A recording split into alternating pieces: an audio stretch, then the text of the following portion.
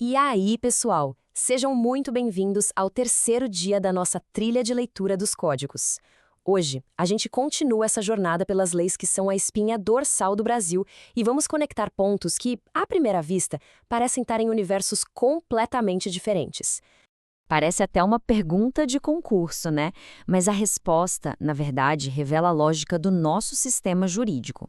Todos esses assuntos, tão distintos, são amarrados por um conjunto de normas fundamentais que definem como a nossa sociedade se organiza, como ela protege seus membros e como resolve os conflitos que surgem. E aqui estão eles, os nossos três pilares de hoje. A gente tem a Constituição Federal, que é a nossa lei suprema, o grande projeto do país. Temos o Código Civil, que rege as nossas relações cotidianas, do nascimento à morte. E, por fim, o Código de Processo Civil, que é o manual de instruções, o mapa para quando a gente precisa recorrer à justiça. Vamos ver como eles conversam entre si. Então, vamos começar pelo topo da pirâmide, pela nossa Constituição. É aqui que estão as regras do jogo mais importantes, os direitos que nos fazem cidadãos e que servem de alicerce para todas as outras leis. Olha só que importante, o artigo 6º da Constituição agora inclui o direito a uma renda básica familiar permanente. Isso é um avanço social gigantesco. Claro, a lei ainda vai definir os detalhes de quem tem acesso, sempre respeitando o orçamento do país.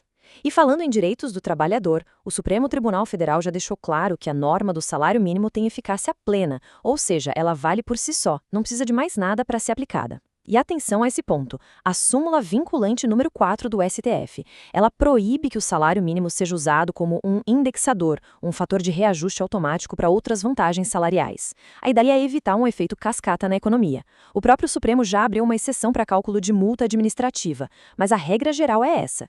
E como a Constituição define quem é brasileiro? Bem, a regra principal é o que a gente chama de jus soli. Nasceu em território brasileiro, é brasileiro nato. Simples assim. Tem também os jus sanguíneos, que é o direito de sangue, para filhos de brasileiros que estão no exterior a serviço do país, por exemplo. Agora, para se tornar brasileiro, o processo é a naturalização. E os critérios mudam. Para quem vem de países que falam português, basta 1 ano de residência aqui. Já para outros estrangeiros, a exigência é maior, mais de 15 anos morando aqui sem interrupção. E por que essa distinção entre nato e naturalizado é tão relevante? Porque os cargos mais altos da República, aqueles que estão no cerne da soberania nacional, são reservados só para brasileiros natos. Pensa na linha de sucessão presidencial, no comando das Forças Armadas, na diplomacia. É uma medida de proteção e de soberania do nosso Estado. Agora, anotem esse número, pessoal: 15 dias. No direito eleitoral, os prazos são fatais. Perdeu, já era. E esse prazo de 15 dias é um dos mais cruciais para manter a lisura do processo democrático. Esse prazo é para a AIME, a Ação de Impugnação de Mandato Eletivo. Esse é um instrumento legal para contestar um mandato que foi obtido de forma suja, com abuso de poder econômico, corrupção ou fraude. E o prazo é curtíssimo, só 15 dias, contados a partir da diplomação do eleito. É um processo que corre em sigilo de justiça e tem um detalhe: quem entra com a ação de má-fé pode acabar respondendo por isso. E falando em política, olhem só como funciona a cláusula de barreira. Para um partido ter direito ao dinheiro do fundo partidário e ao tempo de propaganda na TV, ele precisa mostrar que tem representatividade. Para isso, ele tem que cumprir uma de duas condições. Ou ele consegue, no mínimo, 3% dos votos válidos no país todo, para deputado federal, com essa votação espalhada por pelo menos 1/3 dos estados, ou ele consegue eleger, no mínimo, 15 deputados federais, também distribuídos em 1/3 dos estados. É um filtro para fortalecer os partidos com relevância nacional. Agora, a gente sai um pouco da esfera do Estado e mergulha na nossa vida civil. Vamos para o Código Civil, que vai tratar das pessoas, das empresas e de situações bem complexas, como o que acontece quando alguém simplesmente desaparece. O desaparecimento de uma pessoa é um drama, e a lei cria um procedimento para lidar com as consequências práticas disso. O processo tem 3 fases. Primeiro, a curadoria dos bens, onde um administrador é nomeado. Depois, a sucessão provisória, quando os herdeiros já podem tomar posse dos bens, mas ainda com restrições. E, por último, vem a sucessão definitiva. A regra geral é que ela acontece 10 anos depois da abertura da sucessão provisória. Aí sim, a propriedade dos bens é transferida de vez. Mais um prazo para a gente ficar de olho, mas agora no mundo das pessoas jurídicas, das empresas. 3 anos. Esse é o tempo que a lei dá para questionar certos atos. E esse é um prazo decadencial. O que isso significa? Que depois de 3 anos contados da publicação do registro, o direito de pedir a anulação da criação de uma empresa ou de uma decisão interna dela por algum vício, como erro ou fraude, simplesmente se extingue. É uma regra que traz segurança jurídica para os negócios. O Código Civil também faz uma distinção bem clara entre duas formas de organização. De um lado, a associação, que é, em essência, a união de pessoas para fins não econômicos. Um dado interessante é que basta 1/5 dos associados para ter o direito de convocar uma assembleia. Do outro lado, temos a fundação. Aqui, o foco não são as pessoas, mas um patrimônio que é destinado a uma finalidade pública, como educação ou saúde. Justamente por isso, o Ministério Público fiscaliza as fundações de perto. Para fechar nossa análise de hoje, vamos ao Código de Processo Civil. Se a Constituição nos dá os direitos e o Código Civil regula as relações, é o CPC que nos dá o passo a passo, o caminho das pedras para buscar esses direitos na justiça.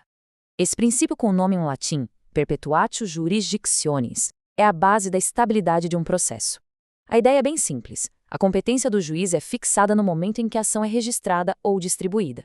Ou seja, em regra, o juiz que começa o processo é o que vai julgá-lo até o final.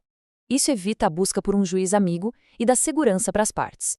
E a competência para julgar pode ser de 2 tipos. A absoluta é aquela que não se pode negociar. Ela é definida pela matéria, pela pessoa ou pela função. É uma questão de ordem pública e o juiz pode reconhecê-la por conta própria. Já a competência relativa, que geralmente se baseia no território ou no valor da causa, é mais flexível e pode ser alterada por um acordo entre as partes. Para não correr o risco de 2 juízes darem decisões diferentes sobre a mesma situação, o CPC tem mecanismos para reunir processos. Um deles é a conexão.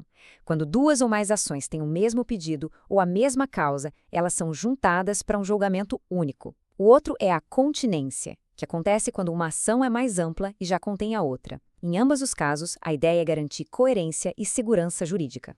E essa parte é interessantíssima. As partes de um contrato podem escolher onde uma eventual disputa será julgada. É o chamado foro de eleição. Mas essa escolha tem regras, precisa estar por escrito e ter alguma relação com o domicílio das partes ou com o local do negócio. E o mais importante, se essa cláusula for abusiva, dificultando demais a defesa de um lado, o juiz pode declará-la nula, mesmo que ninguém peça. Entrar com uma ação num foro totalmente aleatório é considerado prática abusiva. E agora acho que a conexão ficou clara. A Constituição nos promete os direitos, o Código Civil detalha como esses direitos se aplicam nas nossas vidas e o Código de Processo Civil nos dá as ferramentas para fazer valer esses direitos. Eles não são mundos separados, são engrenagens de um mesmo sistema complexo que sustenta a nossa ordem jurídica. E aqui fica uma provocação para todos nós. Entender o básico de como esses códigos funcionam não é só para quem é da área do direito, é um verdadeiro ato de cidadania. De que maneira esse conhecimento pode fortalecer a nossa atuação, as nossas escolhas e a nossa cobrança por direitos no dia a dia? Fica aí a reflexão. Pessoal, por hoje é isso. Se essa nossa conversa de hoje foi útil e clareou algum ponto, não deixem de se inscrever aqui no canal para continuar com a gente nessa trilha de leitura dos códigos. E claro, o like é sempre bem-vindo porque ajuda o nosso trabalho a alcançar mais pessoas. Um grande abraço e até a próxima!